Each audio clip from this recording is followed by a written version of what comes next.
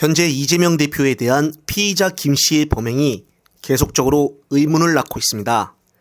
지금 담당하고 있는 경찰 수사 또한 이상한 점이 한두 개가 아닙니다. 우선적으로 김 씨가 현장에서 체포가 되자 자기는 민주당원임을 주장을 했다고 하며 범행 전에는 이재명 지지자라고 일부러 외치고 다녔던 점, 그리고 아산에서 부동산 중개업을 하면서 6개월간 가게세를 못 내 보증금까지 모두 까먹고 건물주로부터 나가라는 통보를 받았다는 점, 앞선 동영상에서 말했듯이 건물주가 100만 원에서 50만 원으로 깎아줬지만 이것마저도 내지 못해 나가라는 통보를 받았다는 것입니다.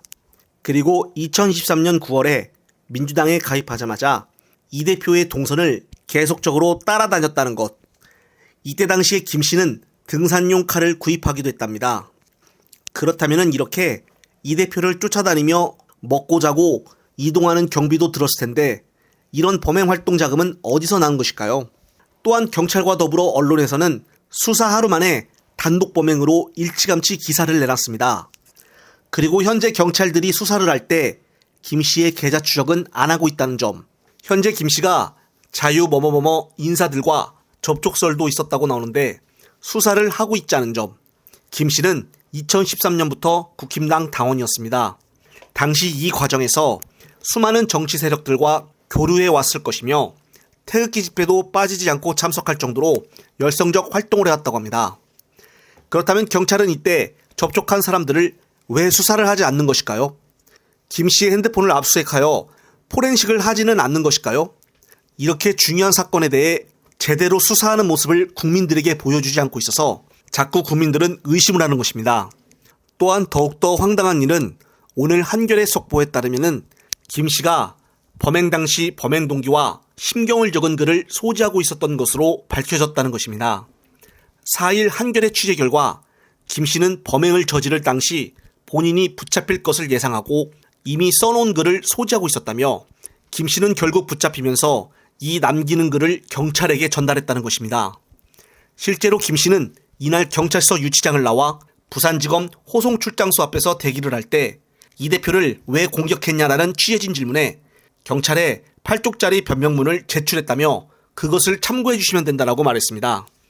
그렇다면 김 씨가 미리 써놓은 글에 이미 범행 동기와 내용들, 그리고 알지 못했던 여러 가지 일들이 적혀져 있다는 것일 텐데 왜 경찰은 이것에 대해서 아무 언급도 하지 않고 있고 그냥 범행 동기는 모르겠다고만 했을까요? 처음 수사 결과를 발표할 때도 김 씨가 묵비권을 행사하고 있다고 말을 했고 이미 적어놓은 김 씨의 글을 소지하고 있었다는데 거기에 나온 내용에 대해서는 아예 침묵을 지키고 있습니다. 정말 국민 알기를 뭘로 알고 있는 것인지 화가 날 뿐인데요. 더욱 놀라운 점은 이 사건 수사의 책임을 맡고 있는 손재한 수사본부장에 대한 적격성 논란까지 일고 있기 때문입니다. 국민일보에 따르면 손 본부장은 이태원 참사 당시 특별수사본부장으로 수사가 부실했다는 지적을 받았었던 사람이라는 것입니다. 시간이 지날수록 경찰은 수사 첫날부터 피의자 김모 씨의 단독 범행이라고 밝히면서 범행 동기에 대해서는 침묵으로 일관해 부실 수사와 함께 축소 은폐 의도가 있는 것이 아니냐는 지적을 받고 있습니다.